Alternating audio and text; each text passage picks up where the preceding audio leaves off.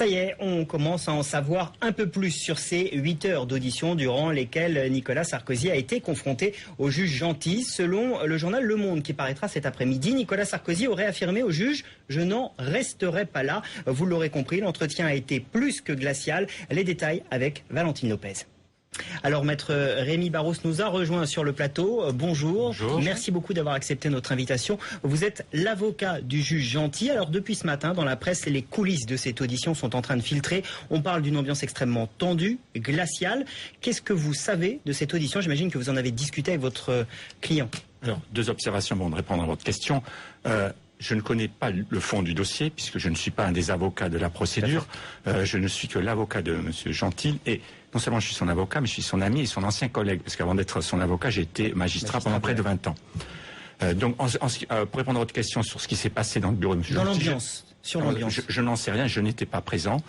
J'imagine que dans ce genre de situation, il y a du monde, il y a de la tension, mais je ne sais pas exactement ce qui s'est passé, les propos qui ont pu être tenus, ça je n'en sais absolument rien. Alors, sur les propos qui ont été tenus, justement, il y a quelques fuites dans la presse, alors vous confirmez ou pas, mais monsieur Nicolas Sarkozy aurait déclaré au juge « Ne vous inquiétez pas, je n'en resterai pas là ». Est-ce que pour votre client, ça ressemble à une menace à mots couverts? Écoutez, je n'ai pas discuté avec mon client. Ça peut être aussi le fait d'un mise en examen qui annonce qu'il va former un recours contre la décision qui vient de lui être notifiée de mise en examen. C'est pas forcément une menace. Je n'en sais pas plus sur ces propos-là. Vous l'avez eu au téléphone, le juge Gentil, depuis ce matin? Oui, je l'ai eu au téléphone, effectivement. Comment il réagit à ces fuites dans la presse? Qu'est-ce qu'il vous a dit? Écoutez, il est étonné, de toute façon, mais à moitié étonné, puisque depuis le début de l'affaire, du fait de sa médiatisation, et tout ce qui se dit dans son bureau, dès le lendemain, c'est dans la presse. Il y a même les procès-verbaux d'audition qui sont dans la presse.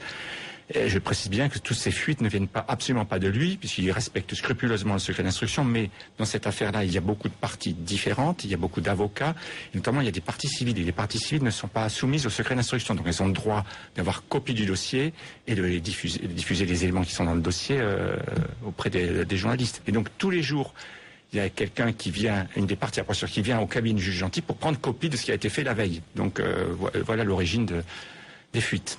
Alors votre client, le juge Gentil, on l'a entendu, il a été critiqué de toutes parts ces derniers jours, notamment de la part du monde politique, et on pense notamment à droite, bien sûr, des proches de Nicolas Sarkozy. On va réécouter notamment une déclaration, celle d'Henri Guénaud, qui a vivement réagi à cette mise en examen. En prenant cette décision, en mettant en examen pour abus de faiblesse sur une personne âgée, le juge a pris la décision de salir l'honneur d'un homme. Il a pris le risque de salir les institutions, d'abîmer l'image de la France. Je trouve que ça fait beaucoup. Oui, je trouve que cette décision est une décision irresponsable. Vous entendez Henri Guénaud qui était hier soir sur notre antenne. Il emploie des mots très forts, Henri Guénaud. Il parle du juge qui salit les institutions.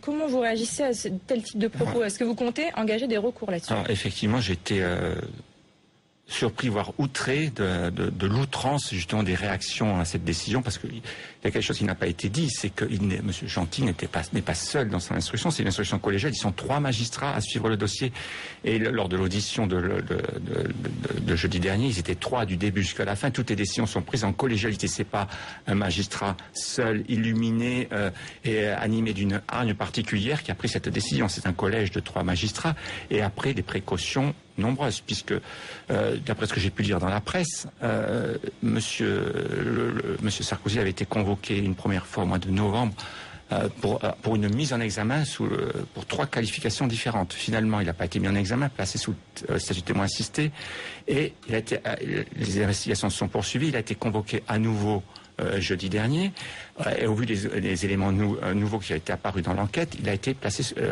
mis en examen pour un seul chef d'accusation. Excusez-moi, mais les propos qu'on a entendus sont très très forts. Vous êtes un ami du juge Gentil, vous lui avez parlé. Est-ce qu'il est blessé? Comment il effectivement, vit tout ça? Pour revenir sur ces propos-là, il ne compte pas en rester là, parce que il y a des propos qui ont été tenus. Là, vous avez passé qu'un extrait, mais il y avait d'autres propos qui ont été tenus. On a dit qu'il était le déshonneur de la justice, des institutions, qui portait atteinte à la République. Moi, je considère que dans un état de droit, justement, les décisions de justice doivent être respectées. Et si on peut les critiquer, mais si on veut les critiquer, il y a une voie légale, il y a des voies de recours qui vont être exercées en l'occurrence. Mais on n'a pas à injurier, à outrager quelqu'un comme ça. Et surtout que, je précise, un magistrat dans l'exercice de ses fonctions, il est bâillonné, il est pieds et poings liés. On peut lui lui taper dessus, on peut l'injurier, il ne peut pas répondre. Voie de recours, c'est quoi concrètement ? La voie de recours du juge gentil, oui. Comme tout citoyen, il a le droit de saisir la justice pour se plaindre, et notamment pour injure non publique ou pour outrage à magistrat, puisqu'il a été outragé dans le cadre de l'exercice de ses fonctions. Donc il envisage de porter plainte dans les prochains jours. Effectivement, j'ai été saisi pour étudier cette affaire, une éventuelle plainte pour injure non publique ou pour outrage à magistrat. Est-ce que dans tout ce climat actuel, avec toutes les attaques dont il fait l'objet de la part de la droite notamment, est-ce que cette affaire peut-elle encore être jugée sereinement ? Est-ce qu'il envisage de se retirer de cette affaire après tout ça ? Attendez, je pense qu'il ne faut absolument pas personnaliser l'affaire au juge gentil. Je répète, ils sont 3. Il y a des voies de recours, il y a la chambre d'instruction au-dessus du juge d'instruction. Il n'aspire qu'à une chose, c'est faire son travail sereinement à l'abri des pressions médiatiques. C'est pour ça jusqu'à présent, il avait refusé même que toute photo de lui soit diffusée. Son seul souci, c'est de faire son travail. C'est-à-dire que travailler sur le dossier qu'on lui a confié, il ne s'est pas auto-saisi du dossier. Il a été saisi avec 2 autres magistrats du dossier. Donc son seule envie, c'est de faire son travail et dans le cadre de la loi, comme il a toujours fait. On sait que les juges d'instruction avaient été malmenés sous le quinquennat de Nicolas Sarkozy. On entend la droite dire, les juges veulent se payer l'ancien chef de l'État. Est-ce que vous pouvez entendre ça, qu'il y ait une partie de revanche ? Non, alors là, ça tient pas. Je pense, ça tient pas la route une seconde. Toutes ces critiques, en fait, je pense, que c'est une stratégie médiatique. Donc tous ces dossiers très sensibles, il y a toute une stratégie médiatique qu'il faut mettre en œuvre pour décrédibiliser l'autorité qui a pris la décision. En l'occurrence, le collège d'instruction présidé par Monsieur Gentil. Et il y a aussi cette demande aujourd'hui de la part de l'avocat de Nicolas Sarkozy. Il demande à ce que soient rendus publics les éléments de confrontation. Est-ce que vous pensez que c'est une demande raisonnable ? Non, mais c'est une demande tout simplement impossible, puisque le secret de l'instruction interdit au juge d'instruction de diffuser les procès-verbaux d'audition. Donc c'est strictement interdit, c'est impossible, tout simplement. On parle beaucoup de l'état d'esprit de Nicolas Sarkozy, ses proches le disent combatif. L'état d'esprit du juge gentil aujourd'hui ? Écoutez, je répète ce que j'ai dit précédemment, il ne cherche qu'une chose, c'est faire son métier sereinement à l'abri des pressions médiatiques. Et après, vous savez, un juge c'est une personne, et comme tout être humain, il peut se tromper. Là, il y a 3 juges qui ont pris une décision, il y a des voies de recours qui sont prévues dans cet effet, donc on va voir ce que va dire la chambre de l'instruction sur son instruction. En tout cas, le dossier se poursuit, et moi je vous dis, je ne suis là que pour défendre les intérêts du juge gentil en tant que magistrat et en tant que personne privée, parce que comme tout citoyen, ses droits doivent être respectés, il n'a pas à être injurié, il n'a pas à être outragé. Voilà, et je considère que toutes les déclarations qui ont été faites sont vraiment une atteinte à l'institution judiciaire, parce que je considère que la justice représente l'autorité, et comme d'autres institutions, les enseignants, la police est souvent en but à des critiques, elle est souvent malmenée, et il ne faut pas en rajouter dans les critiques. Ces critiques-là ne font que décrédibiliser et affaiblir l'autorité judiciaire.